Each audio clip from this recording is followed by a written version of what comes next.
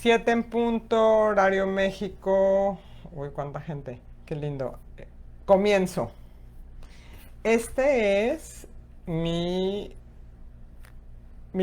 o sea, la edición de meditación autoalusiva del libro, que es la tercera edición. Ya tiene otra portada. Entonces no se vayan con la finta. Y les voy a pedir entonces que al que le interese estudiarlo con más detalle, lo compre www.jacobogreenberg.com. Está a la venta y es el oficial. Es importante que lo compremos en el oficial. Bueno, entonces, ¿con qué vamos a empezar? Pues por supuesto con la introducción. Estudiar un legado es a partir del legado que está en los libros.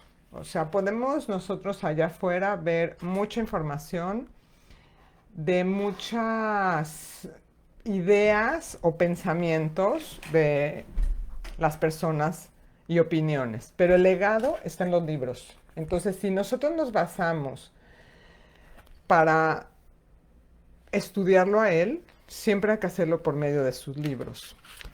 En la introducción de este libro, lo que es importante que veamos es, eh, está escrito en 1987. Quiere decir que en aquel entonces todavía todos los métodos de meditación no estaban al alcance de las manos como lo tenemos ahorita. Para aprender algunas meditaciones había que ir a la India, había que ir al Tíbet. En este momento está muy fácil tenerlo al alcance de la mano por todo el beneficio tecnológico que teníamos. Entonces, en esta introducción, Jacobo habla de que estas técnicas de meditación, para divulgarlas, obviamente nos ayudan a la expansión de la conciencia. Y desgraciadamente no había información de cómo era el conocimiento profundo de la parte psicofisiológica, de lo que sucedía en el cerebro cuando uno medita.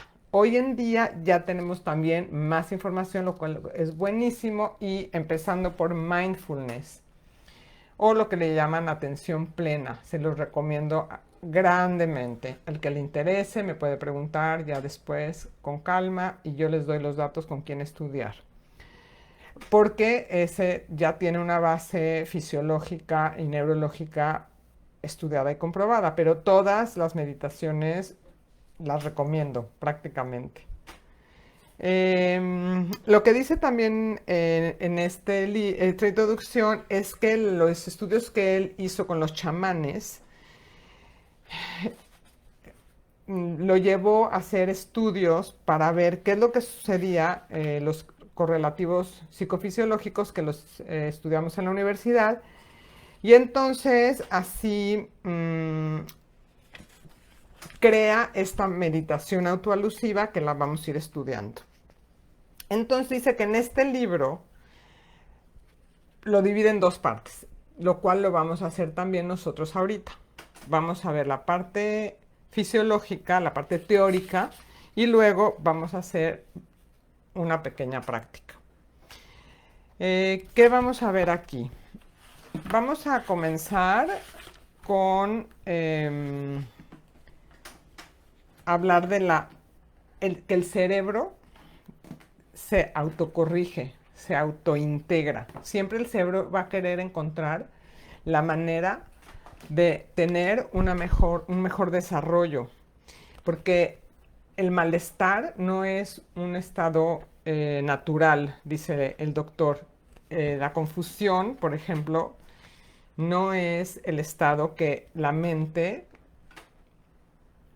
permite, siempre va a buscar un algoritmo, le llama, que también veremos también. Ay, estoy un poco nerviosa, ya va. Es que es una responsabilidad transmitir el legado del doctor Greenberg, pero aquí estamos, lo sabemos hacer. Entonces, yo voy a leer exactamente la frase que él dice. ¿Qué significa autoalusiva? Y les leo aquí. Autoalusiva es la inclusión de patrones para unificar e integrar una gran cantidad de datos. Esto se logra a partir de estructuras cerebrales que incorporan algoritmos presentes. Entonces vamos a ponerlo en palabras normales de nosotros. La manera en la que el cerebro va junto, es como un rompecabezas. Tengo la primera pieza y cuando pongo la segunda pieza y pongo la tercera pieza, empiezo a ver que sucede una imagen que con las piezas separadas no la entiendo igual o no la entiendo.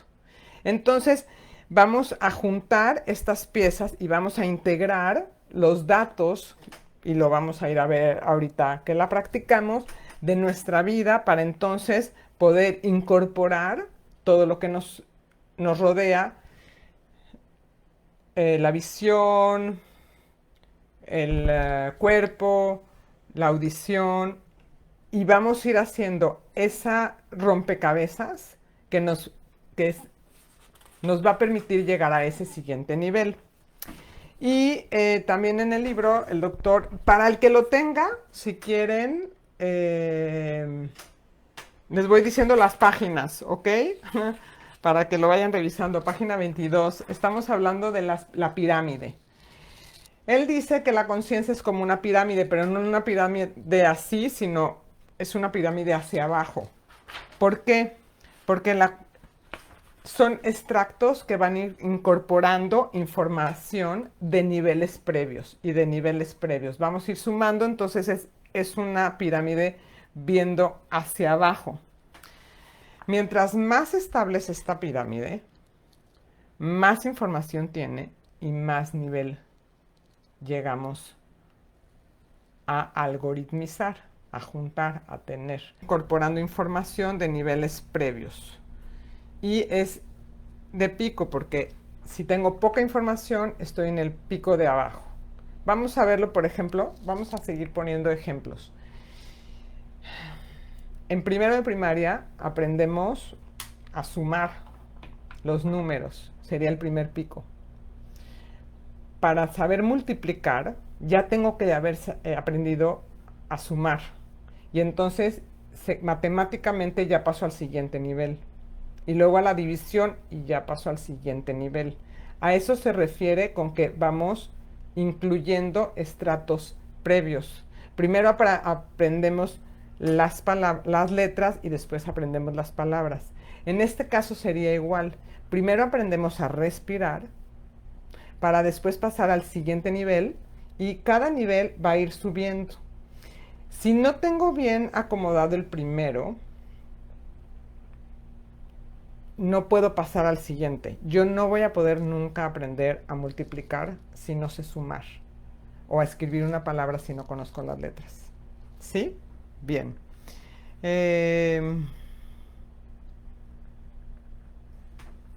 La otra cosa que habla aquí es,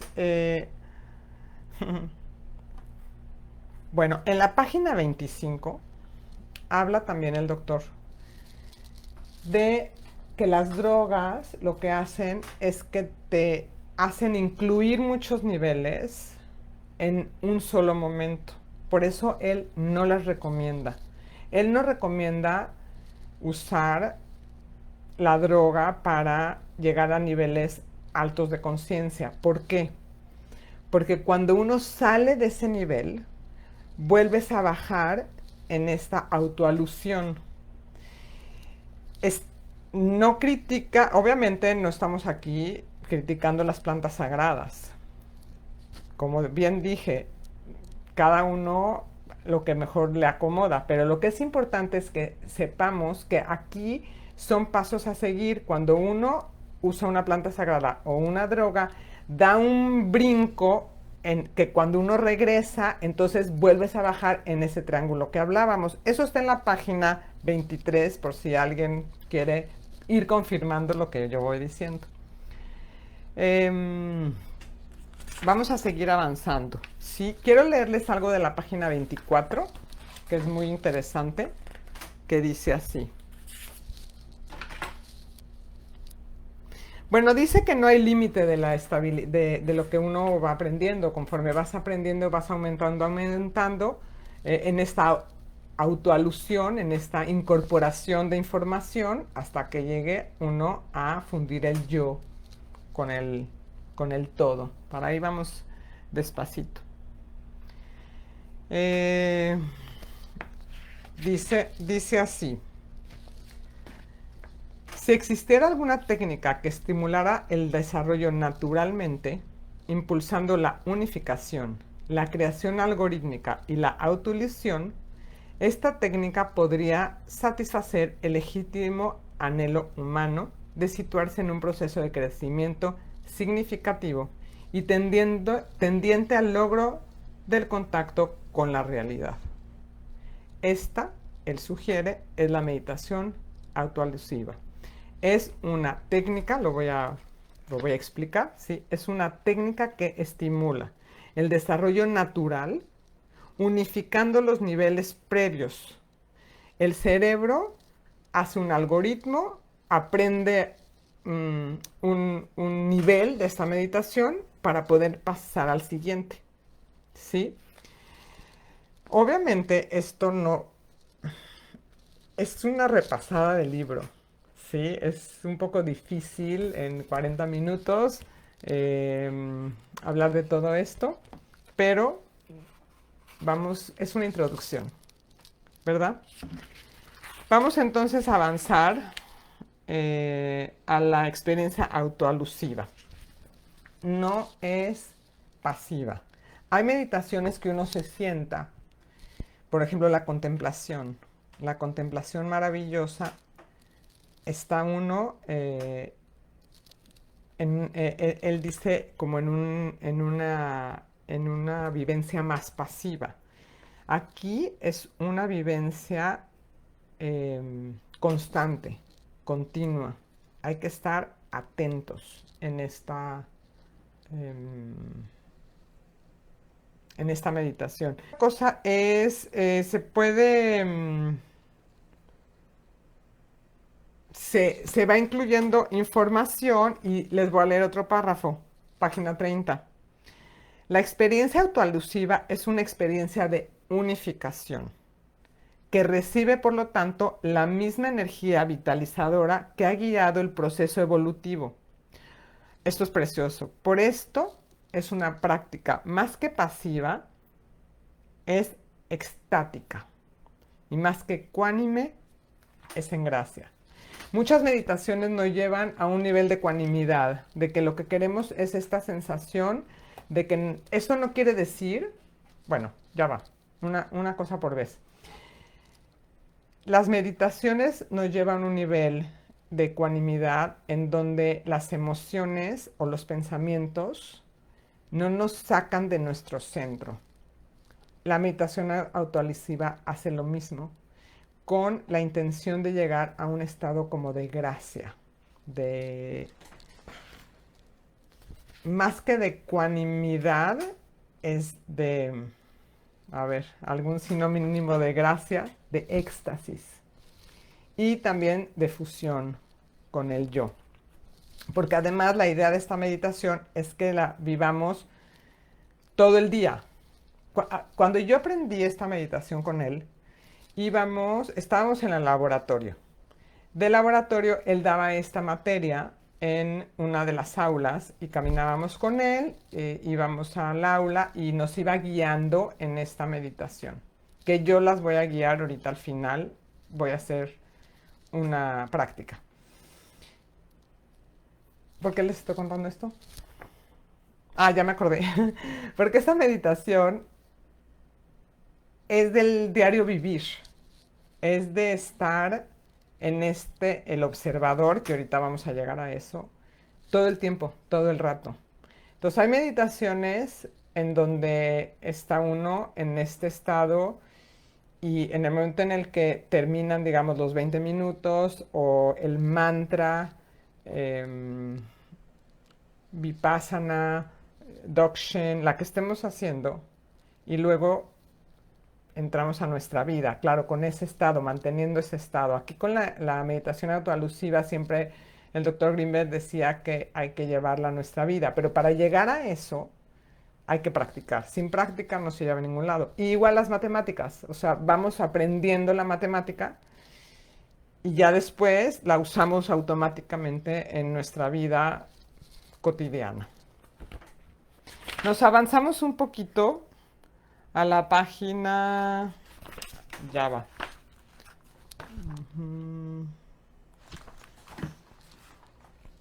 Bueno, gracias por su paciencia, que es mucha información. Sí, ok, esto es bien, muy interesante. Cuando nosotros hacíamos la práctica con él, en un momento que hacemos la inclusión de los pensamientos, cuando uno empieza a entrar en esta meditación, empiezan a venir estos pensamientos que son provocados o no, también lo vamos a ver ahorita más adelante, y lo que él decía cuando practicábamos es que nos imagináramos que es como un salto a el mar. Conforme va bajando uno en el océano, al inicio, cuando nos echamos al mar, pues pasan peces, pasan mantarrayas y vamos viendo el mundo acuático. Y vamos viendo, y conforme vamos bajando, bajando, bajando, cada vez es más oscuro y hay menos información externa. Lo mismo cuando nosotros estamos meditando. Tenemos que observar a los pensamientos como si fueran estos peces o este mundo acuático que pasa, pero no irnos con él. O sea, si viene un delfín y me voy con el delfín, puede ser muy divertido, pero ya no estoy en lo que estoy. Si te vas con el pensamiento, saliste de tu centro. Es normal, a todos nos pasa porque así aprendimos a irnos con los pensamientos o con las emociones. Lo que sucede en este momento es mirarlo. Oh, ahí va un delfín. Ah, ahí va un pensamiento. Y dejarlo ir y volver. Todo esto se junta con la práctica. En su capítulo 14 habla de que la mente es compartida. La mente no es privada. Sorpresa con esta información, ¿verdad? Porque los pensamientos y el estado de conciencia se comunican con otros sujetos. Ok, esto obviamente es parte de la teoría sintérgica y parte del potencial transferido, lo cual es mi tesis, que trabajé con él. También aquí en Jacobo Greenberg Academy hay en algún video que habla un poco del potencial transferido, pero con mucho gusto pueden leer la tesis, que así se llama, o preguntarme y en algún momento hacemos algo más dedicado al potencial transferido. Y entonces, dice entonces que nuestros pensamientos se comparten con los demás, porque la mente en realidad está en contacto con lo que le llama la latiz del espacio-tiempo. Aquí ya nos estamos metiendo en la teoría sintérgica, que también es muy vasta y que en su momento, bueno, no muy vasta, pero en su momento la estudiaremos. Pero lo que quiero decir es que en la meditación autoalusiva que estamos aprendiendo, un poco como Jung, sería el inconsciente colectivo, porque nuestros pensamientos también pueden ser ese inconsciente colectivo que nosotros, como diría él, decodificamos en el momento en el que nos conectamos con la latiz y decodificamos esa información. Quiero decir algo. El que no entienda muy bien lo que digo, no importa tampoco, porque también si entiendes cómo se hace la práctica, la parte teórica, pues es la teoría. Algunos tienen más facilidad para la práctica, otros tienen más facilidad para la respiración, etcétera. Y algunos queremos saber cuál es la teoría adelante de esto. Entonces, por eso estamos revisando esto. Pero si de repente dices, no entiendo nada lo que estás hablando, Lea, no importa. Quédate y vamos a practicar. Gracias por su paciencia. Por ahí dice, ¿en dónde puedo leer la tesis? Está en la UNAM, el potencial transferido se llama, pero también hay un resumen que voy a subir aquí en Jacobo Greenberg Academy. Voy a subir un resumen del potencial transferido, ¿sí? Lo voy a apuntar ahorita. Bueno, ¿se acuerdan que les decía de echarse al mar y vamos bajando, ¿verdad? En los niveles. Entonces, el famosísimo Sri Aurobindo dice que es lo mismo pero con pájaros. Esta imagen de que cuando empezamos a meditar es como un cielo azul y en este cielo azul van a pasar pájaros y los vemos pasar, pero nuestra atención es con el cielo azul. Si nos vamos con la mirada con el pájaro, ya nos fuimos y ya perdimos el centro. Pero no importa, porque volvemos a regresar. Eso está en la página 35, por si alguien me sigue. Otra cosa importante en la meditación autoalusiva es aceptar. Tienes que aceptar lo que va pasando. Porque si nos resistimos, peor. Entonces, si empiezo la meditación y sí, empiezo a sentir muchísimo enojo por algún pensamiento que me acaba de venir y entonces quiero quitar el enojo, ya perdí. Hay que aceptar, estoy enojada. Es muy posible que lo que estoy diciendo ya sea muy común para algunos de ustedes, pero para el que no, hay que aceptar cualquier cosa que va a pasar, que va pasando. Yo sé que va a haber muchas cosas que diga que ya muchos de ustedes se saben, hay algunos que no, eh, pero aquí estamos estudiando todos juntos. Bueno, ahora me voy a ir. Hay mucho más de teoría, pero vamos por pedacitos.